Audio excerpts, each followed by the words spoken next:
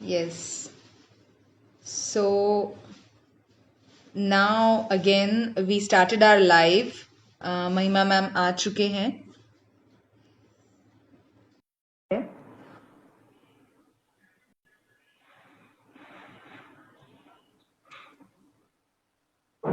And hi everybody जो हमें join कर रहे हैं. आज का इंस्टा लाइव जो है वो होने वाला है.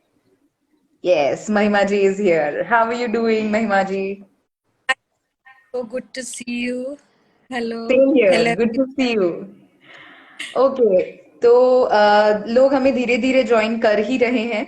और मैंने कुछ देर पहले जब मैं लाइव गई थी तब बताया था. एंड अगेन जो नए लोग हमसे जुड़े हुए हैं उनसे मैं कहना चाहूंगी कि रेडियो ऑरेंज वो 5 दिन लाता है हर साल मेंस्ट्रुअल हाइजीन वीक के तहत from 24th of May to 28th of May. 28th of May जो होता है इंटरनेशनल मेंस्ट्रुअल हाइजीन डे.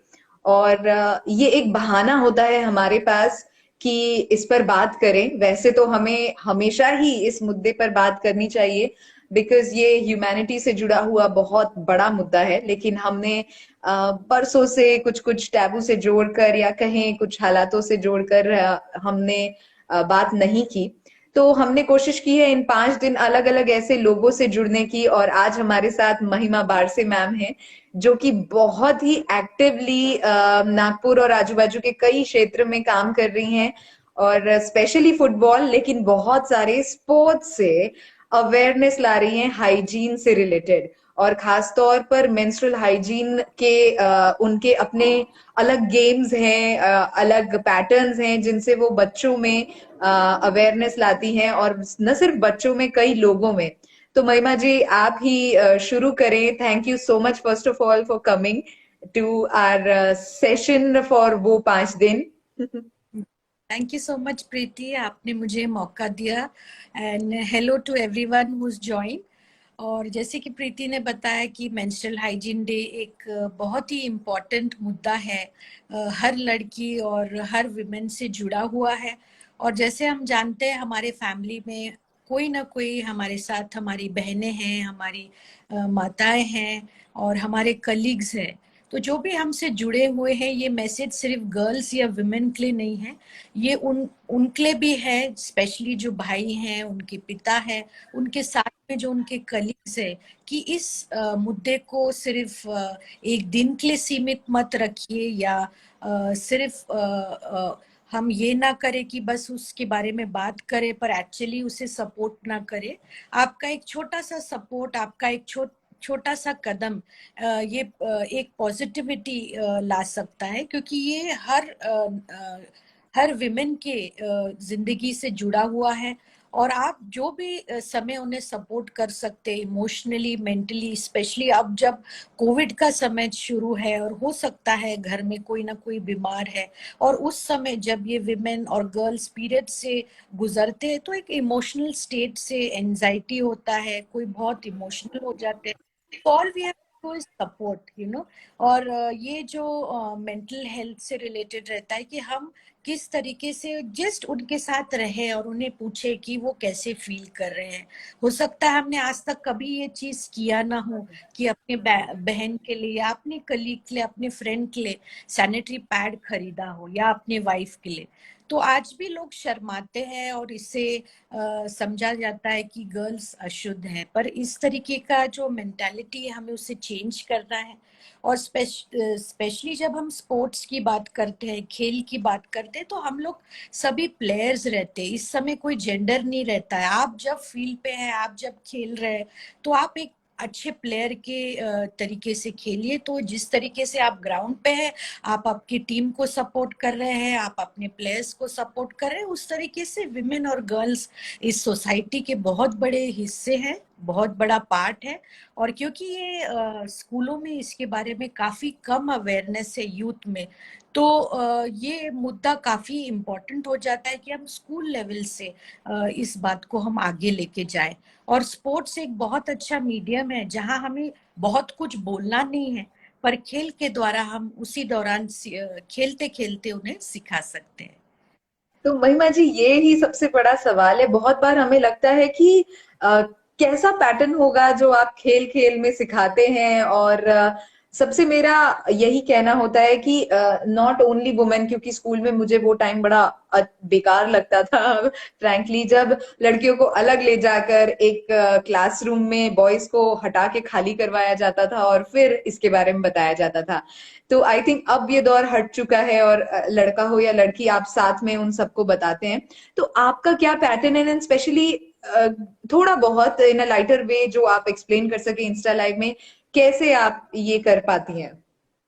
हाँ, तो जैसे हमने बोला है कि ये एजुकेशन फिलहाल गर्ल्स के लिए स्टार्ट हुआ है, क्योंकि हम म्यूनिसिपल स्कूल्स में काम करते हैं, हम लोकल स्लम कम्युनिटीज में काम करते हैं, तो एकदम से ये मुद्दे को हम ये नहीं कह सकते कि बॉयज भी खेलने आ जाइए। लेकिन जब गर्ल्स वहाँ खेलती है तो हम खेल खेल में उसे शुरू करते हैं कि जिस तरीके से कि गर्ल्स क्या खा रही है, तो सबसे पहले हम उनसे डाइट पे बात करते हैं। और वो डाइट, हमने वो एक गेम बनाया है जहाँ हम कोन मार्कर्स बॉल रखते हैं और गर्ल्स को बोलते हैं बताइए आपके कौन से फेवरेट डिशेस है।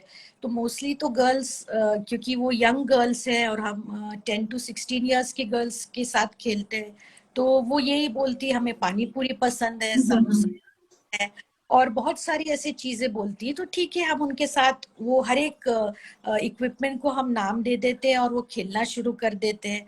फिर हम उनको बोलते हैं चलिए अब हम इनको हेल्दी फूड नेम को, वो बोलते हैं ठीक है ये सब्जी है, ये रोटी है, और उन्हीं के बीच में फिर हम कंपटीशन करते हैं कौन सबसे ज्यादा चीजें उठा के लाएंगे।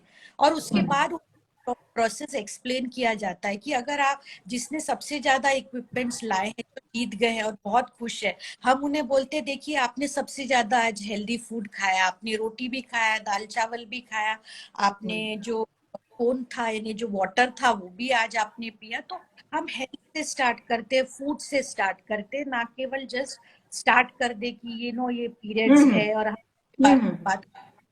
क्योंकि बच्चियां जो रहती है बहुत शर्माती है और वो खेलने भी नहीं आएंगी अगर हम ये मुद्दे को लेते हैं, क्योंकि ये पहले ही अभी भी बताएंगे। चार दीवारियों में ये बात होती है। तो फिर खेल में अगर हम इस तरीके की बात डायरेक्टली बोलेंगे तो वो नहीं समझ पाएंगे। तो ये गेम का नाम है हेल्थ रेस। ये एक नॉर्मल गेम है ऑन द फील्ड, जिसमें गर्ल्स पार्टिसिपेट करते हैं और वो बॉयज भी देखते हैं। और फिर बाद में हम धीरे धीरे क्वेश्चन करते हैं कि ड्यूरिंग योर पीरियड्स आप क्या खाते हैं और आपकी क्या खाने की इच्छा होती है। लेकिन अगर आप फ्राइड या स्वीट ज्यादा खाते हैं तो वो आपकी बॉडी के लिए हेल्दी, और आप फिर हम्म। बोलते आपको पिंपल्स आ रहे हैं, आप हेल्दी नहीं लग रहे हैं। तो आपने राइट डाइट अगर आप खाएंगे तो आपके आगे तक आपको ये हेल्प करेगा। और स्पेशली अगर आप एक प्लेयर है तो आपको अपने सेहत पे ध्यान देना है।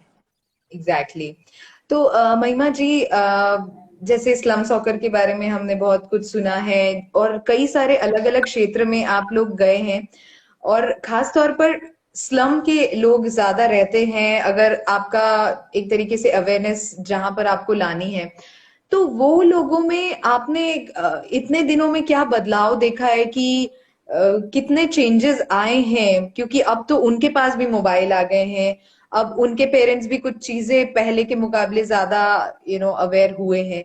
तो ये चेंज को आप कैसे देखती हैं? हाँ, हम बोलना चाहेंगे कि काफी चेंज आया है, क्योंकि जब हम किसी के साथ खेलते हैं या बच्चियों के साथ जाते हैं, मिलते हैं, तो ऐसा नहीं है कि हम सिर्फ उन्हीं से मिल रहे हैं, हम उनके पेरेंट्स से भी जरूर मिलते हैं। उन्हें इनवाइट करते हैं ग्राउंड पे कि आप प्लीज आइए, देखिए हम किस तरीके के गेम्स खेल रहे हैं। तो ये जरूर कोशिश रहती है कि मदर्स या उनकी जो सिस्टर्स है वो इसमें इन्वॉल्व हो जाए। तो परिवर्तन सिर्फ हम प्लेयर तक नहीं ला रहे हैं, उनके फैमिली को भी ला रहे हैं, उनकी मदर्स को भी ला रहे हैं, उनसे भी बातचीत। आप किस तरीके से उन्हें बताया है पीरियड्स के बारे में और आपको क्या जानकारियां हैं। और फिर गर्ल्स अपने प्ले के थ्रू उन्हें बताती है, तो गर्ल्स को जब वो स्माइल करते हुए देखते हैं और फील्ड पे वो कॉन्फिडेंस वो देखते हैं कि इस तरीके से उन्हें सिखाया जा रहा है और ये मैसेज उन्हें मिल रहा है इतने सरल तरीके से, तो उनमें भी एक बदलाव आता है। अरे हमें तो ये पता ही नहीं था, हमें ये मालूम ही नहीं था। तो इस तरीके का बदलाव हम सिर्फ प्लेयर्स में नहीं लाते हैं, पार्टिसिपेंट्स में, हम उनके फैमिली को इंक्लूड करते हैं और तभी ये चेंज आता है। हम ये नहीं बोलेंगे कि पूरा बहुत बड़ा चेंज आया, लेकिन अगर हम एक घर से, एक प्लेयर से शुरुआत कर रहे हैं और आज टिल डेट हम लोग नागपुर के 5 या 6 स्लम्स में काम कर रहे हैं, तो डेफिनेटली वहाँ काफी चेंज आया है।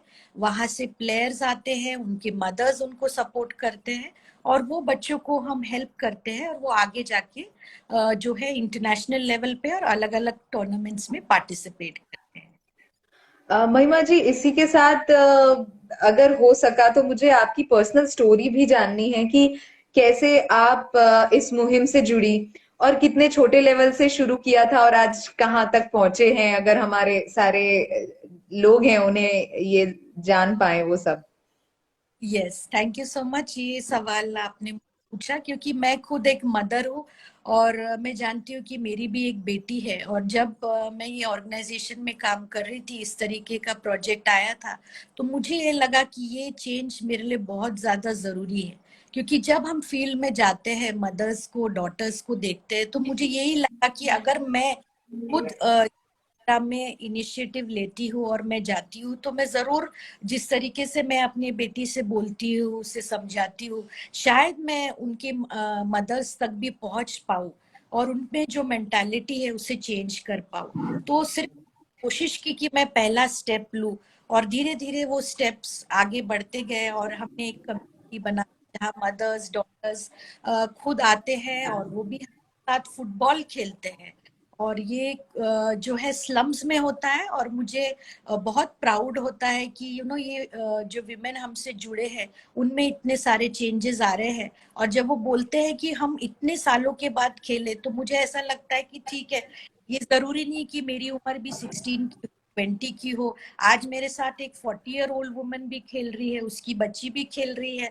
तो ये जो मुद्दा था कि ना केवल सिर्फ जो यंग जनरेशन है, मुझे चाहिए था कि मैं मदर्स के साथ भी काम करूं। तो जब ये मुझे मौका मिला, मुझे रियली लगा कि कुछ कंट्रीब्यूट कर सकती हूं। मैंने हम्म। कहा कि ये प्रोजेक्ट है, इसमें जरूर मुझे हिस्सा लेना है। और जैसे कि मुझे लगता है कि मेंस्ट्रुएशन हर घर में इसमें बातचीत करने की जरूरत है, तो मुझे लगा ये प्लेटफॉर्म बहुत ही जरूरी है और इसमें मुझे योगदान देना है। ओके, तो मैम आप कितने लोग थे और अब आपके साथ कितनी बड़ी गैंग हो गई है, मतलब कितना बड़ा झुंड हो गया है? नागपुर में काम किया है 2000 लड़कियों के साथ, तो आप इमेजिन कर सकते हैं नागपुर में 2000 है। मैं अभी चेन्नई में काम कर रही हूँ। हम पूना में काम कर रहे हैं। हम ग्रेट। हिंगन घाट काम कर रहे हैं। तो ऐसे काफी फैमिलीज हमसे जुड़ चुके हैं। तो आई कैन नॉट से नंबर्स, पर 2000 एंड अबव के ऊपर हम काम कर चुके हैं। तो हो सकता है कि अराउंड 5000 चिल्ड्रन जो है, गर्ल्स पार्टिसिपेंट, और उनकी मदर्स और स्कूल्स भी जुड़े हैं। और हम एजुकेशन ऑफिसर्स से भी रेगुलर टच में रहते हैं, वो भी हमारे काम को जानते हैं क्योंकि हमें स्कूलों में काम करना है। तो हम टीचर्स से वाकिफ है और इस तरीके से हमारा काम है जो भी हम करते हैं। तो चाहते हैं कि वो नंबर्स जो भी हो उसमें एक अच्छा एक रिजल्ट आए।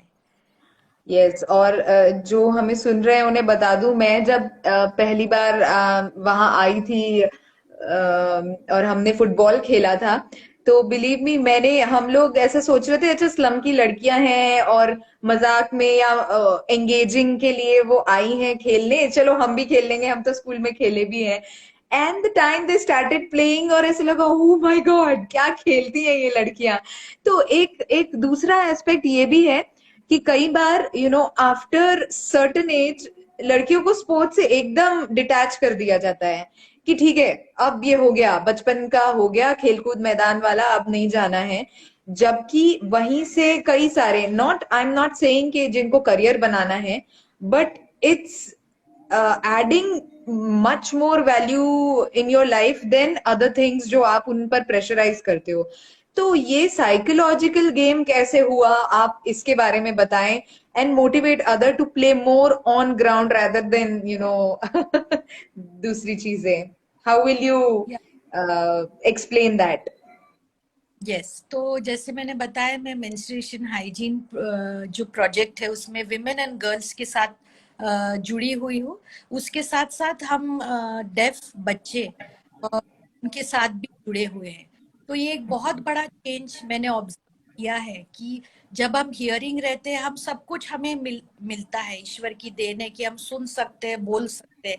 लेकिन जब अब मैं डेफ गर्ल्स के साथ और बॉयज के साथ जुड़ी हुई हूँ, तो ये मेंटालिटी मैंने उनके देखी है कि अभी जो हम गर्ल्स और बॉयज के साथ खेल रहे हैं, हमें इतना साइन लैंग्वेज का नॉलेज नहीं था, लेकिन हमने जब डेफ कोचेस को इंट्रोड्यूस किया जो विमेन और Oh, मेन हैं, ये एज में किया जब वो 41-42 इयर्स के हैं, वो खुद उनके लिए एक रोल मॉडल है।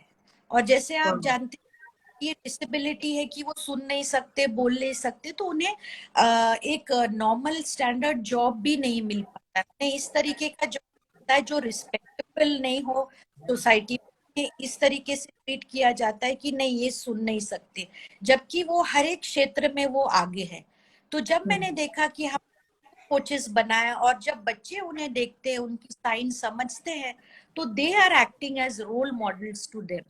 तो Oh. ऐसा नहीं है कि स्पोर्ट्स फील्ड में आपको करियर नहीं है, आपको सिर्फ इंकरेजमेंट चाहिए, आपको एक अपने तरफ से एक स्टेप लेना है। जैसे कि मैंने बताया कि हमने खुद स्टेप लिया कि इस तरीके से अगर हम गर्ल्स को आगे फील्ड में, स्पोर्ट्स फील्ड में आगे बढ़ाते हैं। जैसे मैं भी स्पोर्ट्स फील्ड से नहीं थी, फुटबॉल Hmm. की मुझे जानकारी नहीं थी, लेकिन मुझे ये अंदाज था सिंस मैं कॉर्पोरेट वर्ल्ड से थी कि किस तरीके से हम चेंज लाते हैं। और धीरे धीरे मैंने ग्राउंड पे चेंजेस लाना शुरू किया।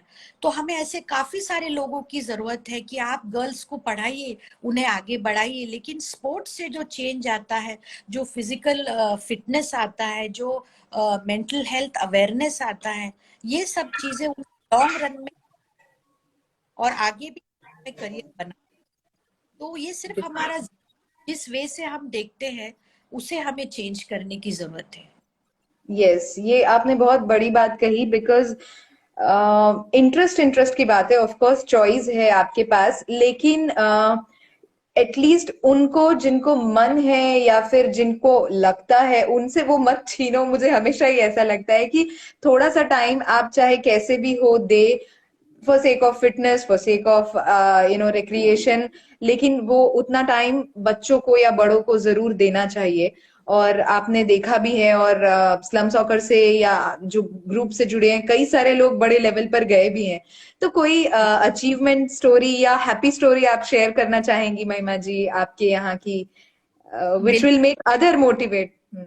यस, तो हमारे यहाँ एक लड़की है जो हमसे जुड़ी हुई है। वो नागपुर के काफी पिछड़े हुए स्लम एरिया से आती है, जिसे दीप्ति सिग्नल एरिया बोलते हैं। जो आई थिंक काफी पिछड़ा हुआ स्लम है।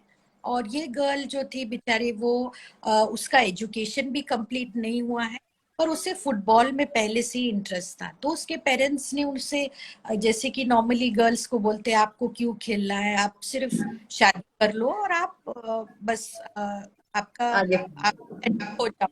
लेकिन उसने वो जर्नी को गिव ने उससे हेल्प किया, और उसने फिर करस्पॉन्डेंस के थ्रू अपना एजुकेशन कंप्लीट किया, क्योंकि उसे फाइनेंशियल हेल्प की जरूरत थी। हम जितना भी थोड़ा स्पॉन्सर करते थे, उसने भी खुद से पार्ट टाइम जॉब करके उसने किया, पर उसने आखिरी तक फुटबॉल को नहीं खेला। और आज वो इंटरनेशनल लेवल पे खेल के आई है, और वो इस समय हमारे बीच में एक फुटबॉल कोच है। और वाओ। अभी भी उसके एरिया में वो चेंजेस ला रही है। उसके अंडर में 60 लड़कियां, जहाँ पे खेलने के लिए मनाई थी, आज वो 60 लड़की वहां पे खेलती है। अगर आपको नागपुर में दीप्ति सिग्नल एरिया मालूम है, तो आप वहां जा सकते हैं और आपको वहां पे स्लम सॉकर के पार्टिसिपेंट गर्ल्स खेलते हुए नजर आएंगी। तो ये एक लाइव एग्जाम्पल है कि वो लड़की को किस तरीके से मना था, और उसकी सिचुएशन भी ऐसी थी कि वो कुछ नहीं कर पा रही थी, पर आखिरी तक उसने उस चीज को गिव अप नहीं किया। तो जब हमने उसको रिजिलियंस के बारे में सिखाया, एक्चुअली सिर्फ सिखाया नहीं, उसने अपने जीवन में उस चीज को लाया और उसने उस चीज को करके दिखाया, और आज वो एक इंटरनेशनल प्लेयर और कोच है, और फुटबॉल, इंडियन फुटबॉल फेडरेशन के तरफ से उसका वो लाइसेंस भी करने वाली है, और वो एक ट्रेन फुटबॉल कोच बनने वाली है। और एक ट्रेन फुटबॉल कोच को उनकी जो इनकम है वो काफी अच्छी रहती है, तो आगे की जर्नी उसकी काफी सक्सेसफुल रहने वाली है। Of course. काफी काफी स्टोरीज है अभी जो मैं इमीडिएटली नहीं शेयर कर पाऊंगी, पर यस, बट ये भी बहुत खूबसूरत एग्जाम्पल है। और आई नो बहुत सारे हमारे पास ऐसे एग्जाम्पल है आपके, और कितने सारे लोगों को एक्चुअली मैं तो समझती हूँ एक जीने का उद्देश्य दिया है आपने, because many of the female feel के क्यों आए हैं, हम क्या कर रहे हैं, हम किसके लिए कर रहे हैं। तो आई थिंक ये स्पोर्ट्स एक राह दिखाता है उन्हें, सोच एक उनकी सोच डेवलप होती है कि नहीं हमें कुछ करना है। तो नॉट सिर्फ वो फुटबॉल में गोल करते हैं, उनके लाइफ के गोल भी बनते हैं और वो आगे बढ़ते हैं। Mahima ji, again let's switch back to menstruation, और इस एजुकेशन या आपके सारे कैंपेन के तहत कौन से ऐसे फनी क्वेश्चंस रहे हैं या फनी इंसिडेंट्स रहे हैं जब आपने ऐसा कर लिया हो कि अब कैसे समझाएं इनको, या अरे यार यहाँ कैसे चेंज लाए, ऐसा कुछ हुआ है आपके साथ लाइक, और आगे क्या हुआ? तो जैसे आपने बताया, हम 10 से 16 साल की गर्ल्स के बीच में ये मुद्दा लेके जाते हैं, उन्हें फुटबॉल के थ्रू गेम सिखाते हैं। तो हम लोग स्कूल में गए थे, और हम नॉर्मली पहले से रिसर्च करने जाते हैं कि किस तरीके का स्कूल है, और हम गर्ल्स से नॉर्मली मिलने गए थे कि आप कैसे हैं, क्या है। और धीरे धीरे बात बात में हम उनको ड्राइंग्स के थ्रू मेंस्ट्रुएशन के बारे में बताते हैं, और गर्ल्स ने अपनी अपनी ड्राइंग बनाई, उससे कलर की। हमने बोला ठीक है, अभी हम बड़े होते हैं, हमें चेंजेस आते हैं, तो क्या क्या चेंजेस आते हैं आप उससे बनाइए, है ना। गॉड ने हमें कुछ एक गिफ्ट दिया है जो लड़कों के पास नहीं है, और वो कौन सा गिफ्ट है। तो गर्ल्स ने बहुत अच्छी ड्राइंग बनाई, और एक लड़की ने हार्ट से रेड और ब्लैक खून बनाया। तो मुझे समझा नहीं, मैं उसके पास गई और मैंने उससे बोला कि बेटा आपने ये क्या बनाया है, और ये क्यों ऐसा रेड एंड ब्लैक दिख रहा है, वो भी हार्ट से। वो बोले ये ब्लड है। मैं बोली आपको चोट लगी क्या? बोले नहीं, ये दीदी इसकी ना एमसीआई है, एमसीआई है इसकी, और ना ये जिगर से ना इसका, ये इसका दिल साफ नहीं है, तो इसके जिगर से वो खून बह रहा है। सो लेवल ऑफ एजुकेशन मीन्स, अगर आपकी मदर आपको एजुकेट नहीं कर रही और सिर्फ बता रही और आपको सिर्फ छोड़ देती, तो इस तरीके से बच्चियों में डर आता है, उनमें एक मिसकंसेप्शन है कि ये हम इस समय अशुद्ध है, इम्प्योर है, और ये गंदा खून है, और हमने कुछ गलत चीज की उसके लिए ये हमारे हार्ट से निकलता है। गर्ल्स को अवेयरनेस नहीं है कि ब्लड कहाँ से निकलता है, पीरियड्स क्या है, मेंस्ट्रुएशन क्या है। तो एजुकेशन हमें घर पे भी देना चाहिए कि किस तरीके से ये है, चाहे गर्ल्स को पीरियड आए ना आए, हमें उन्हें एजुकेट करना चाहिए ताकि वो आगे के लिए प्रिपेयर्ड रहे। तो मैं हैरान हो गई थी कि उसके जिगर से खून निकल रहा है सुन के, कि उन्हें ऐसा लग रहा है।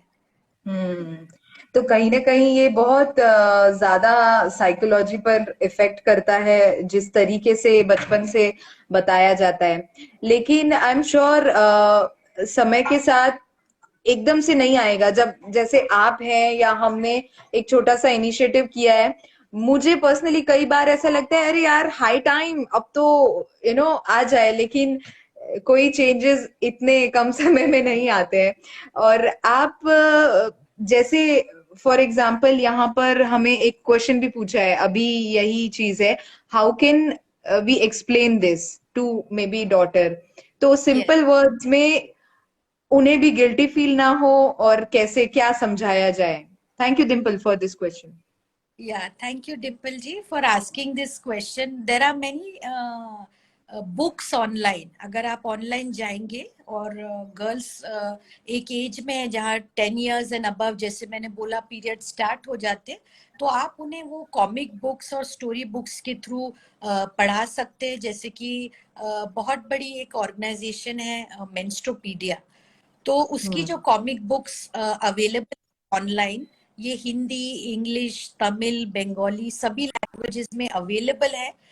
तो अगर आपकी बेटी को या किसी को भी इस बारे में एजुकेट करना चाहते हैं तो पहले आप उसे पढ़ने के लिए दीजिए। और वो अगर स्टोरी बेस्ड मेथड में रहेगा तो नॉर्मली गर्ल्स उसमें हर एक चीज दी रहेगी, प्रोडक्ट्स के बारे में या किस तरीके से मेंस्ट्रुएशन होता है, ये सभी चीज उस कॉमिक बुक में दी गई है।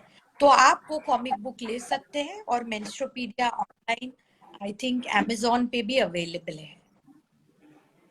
यस, तो महिमा जी, ये सब चर्चा करते करते कैसे समय बीत जाता है पता नहीं चलता, लेकिन हमारे पास अब समय थोड़ा कम है। हम डेफिनेटली एक और मीट करेंगे ऐसे ही। बट लास्टली आप क्या एक मैसेज देना चाहेंगे for this menstrual hygiene week? Yes, ये मेंस्ट्रुअल हाइजीन वीक में मैं ये मैसेज देना चाहूंगी कि ये मुद्दा आप घर तक ना रखें। आप के बारे में चर्चा करें, चाहे वो आपके हस्बैंड हो, आपके भाई हो, आप उन्हें भी इस बारे में एजुकेट करें कि किस तरीके से वो एक छोटे वे अपने घर से ही सपोर्ट कर सकते हैं। और कोशिश करिए इसके बारे में पॉजिटिव एक मैसेज आप दे कि हम आपके लिए हमेशा है, चाहे आपके पीरियड्स है या नहीं है, we are always there for you. और ये छोटी बात से आई एम श्योर काफी चेंजेस आ सकते हैं। तो हम घर से पहले शुरुआत करें और कोशिश करें कि सभी लोग घर में इसके लिए खुल के बात करें, ना कि कान में जाके बोले पापा के मम्मी के और पापा से बात ना करे, इस तरीके का एजुकेशन ना दे। हम सबके सामने बोले कि उसके पीरियड्स आए हैं, वो समय ये चीज नहीं। Yes, yes. कोई भी चीज आसान तभी बनती है जब उसे हम थोड़ी सी एफर्ट से बनाएं, वरना वो वैसी की वैसी रहेगी। तो थोड़े एफर्ट्स हर किसी को जो खुद से मानते हैं उन्हें लेने चाहिए, और आप जैसे लोग ये कर भी रहे हैं। बहुत अच्छा लगा महिमा जी आपसे बात करते। और मैं अगेन मेंशन करना चाहूंगी, आप महिमा जी को फॉलो करें, स्लम सॉकर को फॉलो करें। एक बहुत बड़ा मोटिवेशन मिलेगा कि किस तरीके से आपने कई सारी जिंदगियां बदली हैं। और बहुत से लोग नहीं जानते, आप भी बड़ी डाउन टू अर्थ है, लेकिन मैं बहुत बार प्राउड से कहती हूँ कि बारसे फैमिली ने नागपुर को बहुत ज्यादा प्राउड दिलाया है। जिस तरीके से फुटबॉल से आपने कई सारे लोगों की जिंदगियां बदली हैं। होप हम एक प्यारी सी बायोग्राफी भी जल्दी देखेंगे बारसे सर की, जिसमें अमिताभ बच्चन खुद हैं झुंड में। और आपकी फैमिली बहुत अच्छा काम कर रही है महिमा जी। आप पर्सनली जिस तरीके से नॉट फ्रॉम फुटबॉल बैकग्राउंड, आपने इसे इतना पॉजिटिवली आगे बढ़ाया है। Hats off to you, salute to you, and all the very best wishes. Thank you much Preeti and wishing everyone a very happy menstrual hygiene day. जिस तरीके से आप वैलेंटाइंस डे, बर्थडे और एनिवर्सरी बनाते हैं, आप इस दिन को घर में बना सकते हैं ताकि आपके घर में भी अवेयरनेस आए। Thank you so much. Thank you so much, Mahima ji. Wonderful talking to you. Same here, thank Yes, thank you. Ending this meeting.